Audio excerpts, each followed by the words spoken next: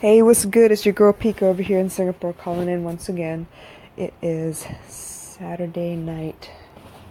Technically, it's Sunday morning. You know me, I'm a night owl, so I don't really sleep, which is probably not the best idea, but I'll figure that out later. I'll sleep when I die. Um, so today was interesting. We had a very jam-packed day. I started off over at East Coast, and we had a secondary English workshop this morning at about 10 o'clock. Once we were done with that, we walked on down to East Gate, and we had two back-to-back, well, technically three back-to-back workshops, because one started at 1 o'clock, the next one started at 2 o'clock, the third one started at 3:30, and by the time we were done with that, my boss had to run off to Rochor for a 5 o'clock workshop. So yeah, we were jamming today. The workshops went pretty well, I think, but from what I'm seeing, we are most effective when the numbers are small. I know that it would be smarter to do bigger numbers to get, people in and signed up and everything, but I feel like our conversion rate is higher when the groups are small because they get a little more of a personalized delivery, and we answer their specific questions, and then we're able to talk to all of them before we let out. But that's just my small opinion. We have two more tomorrow, so we'll see how that goes. But I got out of there about 5 o'clock and headed back home, hung out with baby girl for a little bit, was trying to work through some content creation for the business, and finally decided I needed to cook because, gotta cook every week basically. Cooked tonight and ended up watching a movie as well. I don't know if you've noticed, not noticed, but I don't know if you've heard, there is a really great series out called The Good Doctor. It's based on an autistic doctor who's also he has savant syndrome. So basically he is a brilliant young man, with just a little bit of a difficulty when it comes to communication.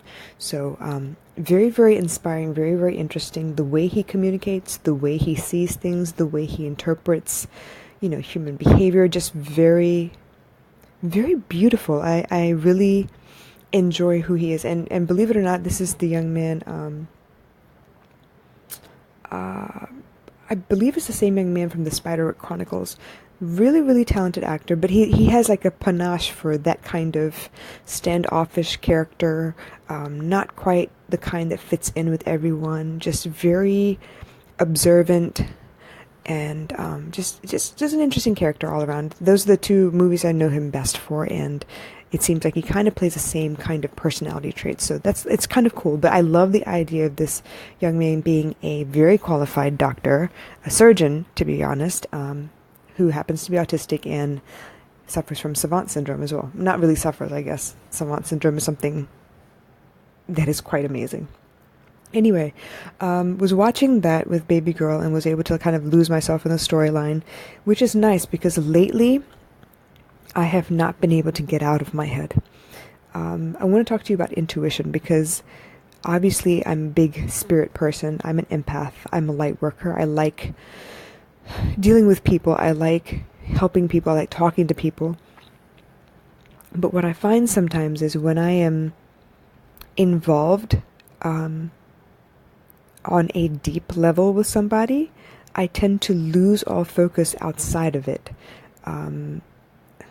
It's happened in all of my other relationships, which is probably the reason it keeps showing up, because I haven't learned my lesson yet.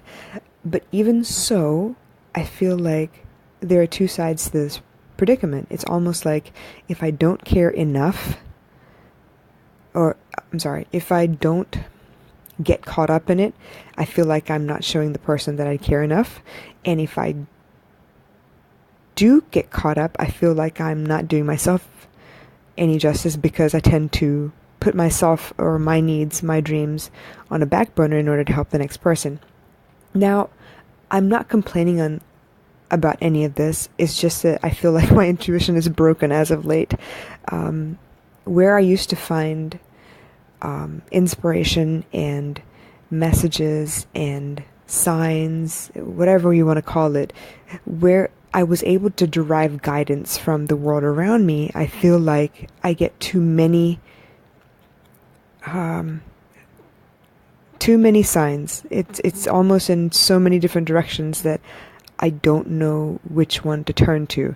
And perhaps it's because I'm looking more diligently, that with each passing moment when I do look, it's for a different version of me. Obviously, I'm not the same person I was 10 minutes ago or 20 minutes ago or 40 years ago, 4 years ago. Everything is different. So as I change, my reality changes as well, because my thoughts are creating constantly. And I feel like as I go to search for these signs, they differ. They kind of contradict themselves based on my mood. And I understand that. I realize that. Knowing is half the battle, right? But I feel like it's almost like I can't stop looking, which I need to. In order for it to be really random and seriously, delivered by a source, I feel like I need to step back a little bit more. I need to stop obsessing, which is what I'm doing. I feel like I am obsessing at the moment. And all of the guidance that I'm getting is pointing me in like contradicting directions. Yes, I do believe in gut instinct. I do believe that when I am quiet and when I'm able to disengage from the drama around me, that I am able to understand what it is I need to do, and I'm able to fix or course correct my energy so that I am able to go about my business, handle my business. But in those rare occasions, okay, I'm lying when I say rare. They're not rare. Right now, they happen all the time. It's like I can't get disentangled from it. And it's driving me nuts. It's not allowing me to move forward. And I seem to be stuck in the same place, like almost like running in place. I know what I have to do, but I am somehow unable to do it. As much as I think about what I need to do, as much as I understand what I need to do, somehow it's like I'm addicted. I can't stop.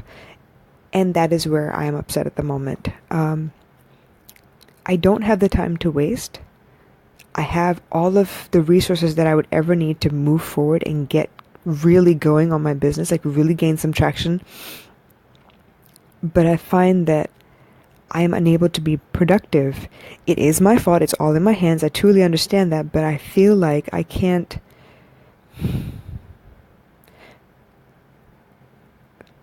I don't even know how to say it. I'm not actively adjusting. I am getting swept away in the emotion, which is also dangerous because then I'm co-creating the emotion that I'm feeling, which is not a good emotion. It's a panic-stricken, I'm lost kind of emotion. And I'm having trouble getting my bearings, unfortunately. What this means for me as a person is that I'm unable to get out of my own way. I know what I need to do. I know I know the situation is perfect. I know that everything I need is aligned. I know that I can have everything I've ever wanted. But for some reason, it's like the pebble in my shoe is tripping me up. It's the only thing I can think about. So that's where it is at the moment. I am stuck. I understand that I'm stuck. I don't want to be stuck, and I know that the simplest thing is to focus on the things that I do have, rather than things that I don't have, in order to kind of get myself out of my own way. This is where the Gratefulness Project has come into play. It started off as a random challenge from a fellow regional vice president through the Crown for Success Network.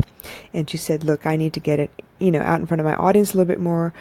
Somebody said that she started off with, 30 days every day being live, and I want to do the same thing. Who wants to go live for 30 days in a row with me? And I thought, you know what? Every time there's a challenge, I normally say yes, and then I figure it out later. And I thought, you know what? I've been thinking about doing a Gratefulness Project for many, many months now and just haven't gotten around to doing it, so why not? This is the perfect excuse. So every morning, as soon as I get up, I do get on live on Instagram and Facebook. I haven't figured out how to do both at the same time yet. I'll get there. But basically I do one and then the other. And the whole premise is to get up and the first thoughts or first words out of my mouth should be something that I'm grateful for. I would like for this to be the way I frame my day so that I can push forward and make sure that I stay grateful, because I know gratefulness works wonders in your life. And I truly am grateful. I really am happy with the way things are. They can always be better, but I also realize that they could always be worse. So I'm working on that, and I'm hoping that this little piece of guidance that I've been giving to do, the opportunity to do this will help sort my mood and my feelings out a little bit. A couple of other things have really like kind of thrown up flags for me. A key piece of legal documentation that was to prove that I was divorced suddenly seems to be missing in the court system of the US. So apparently I'm still married. I am looking to find out why and what happened. And as a result, I've had to contact my ex again to get all this sorted out. So hopefully, fingers crossed, all of this will sort itself out, and I will be divorced once again. Another piece of information is I have another situation that cropped up within the family, and I am in a position to be able to help, and I have happily taken on the responsibility, and I am grateful that I am in a position to be able to do these things, and hopefully everything will sort itself out with as little muss or fuss as possible. And I'm just grateful that I'm in a position to be able to do these things. So just a lot of things up in the air, which makes it harder for me to concentrate on the things that I do need to work on, because my heart goes out to these people that are, in chaos that I'm able to help.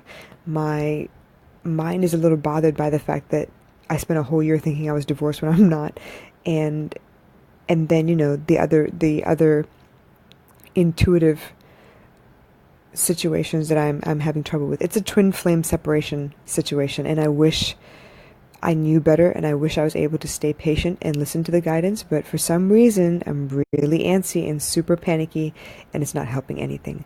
So like I mentioned, I think I may have broken my intuition, or maybe like overwhelmed the system a little bit, but now that I've said it out loud, I feel like maybe I can get a hold of myself and rein it in a little bit. Maybe just, find a way to refocus anytime I find my mind wandering. For those of you out there who also trust signs, also look for guidance outside of yourself, trust the fact that, when someone says something and it resonates with you, that's also intuition. When someone says something and it irritates you to no end, that is also intuition. It's your gut instinct telling you that, hey, this is not good energy. That's good energy. Stay away from the things that hurt you. Go towards the things that make you happy. So if nothing else, I know this very well, but doing is a lot harder than saying, which is why people say, don't trust the words of somebody, trust their actions. So with that in mind, I'm hoping that you can navigate your world as well as I am going to try to navigate mine. That's pretty much all I have for tonight, but hopefully I will talk to you again tomorrow. Okay? Enjoy your Saturday evenings, and I will catch you tomorrow. Thank you. Bye.